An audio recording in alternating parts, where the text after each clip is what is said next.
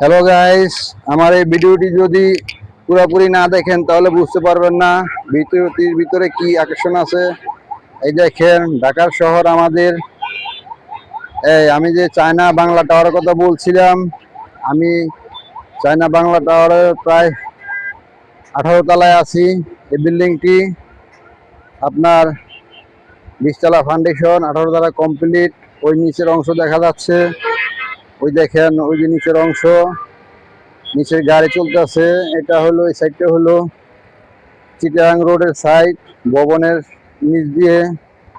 আর আপনাদেরকে যদি দেখাই, দেখেন এটা হলো বিল্ডিং এর ভবনের পূর্ব সাইড।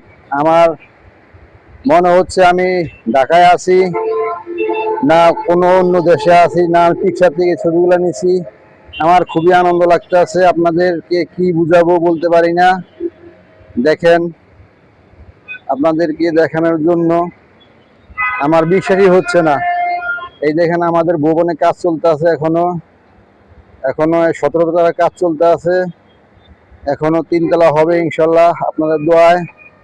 এখানে আপনার নিচতলায় মার্কেট, শপিং মল, ব্যাংক, আর উপরে গার্মেন্টস, তার উপরে আপনার প্রতিষ্ঠান, আর একবার উপরে সাইডে ফ্ল্যাট বাসা, ফ্যামিলি নিয়ে থাকার জন্য সব কিছু আইটেম আছে। যদি আপনাদের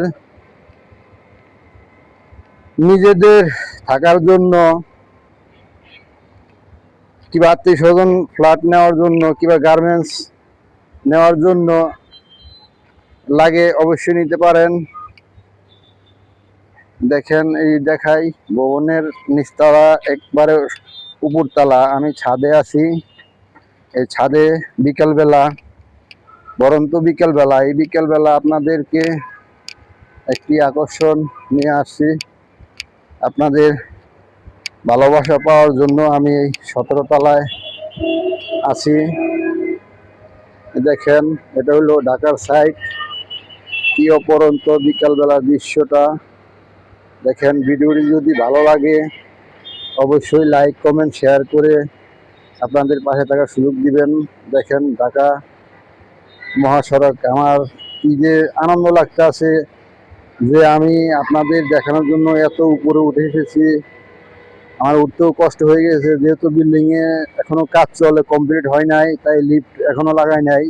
লিফট হয়ে যাবে ইনশাল্লাহ। দেখেন কি সুন্দর। আমার মনে হয় না যে আমি ঢাকায় আছি না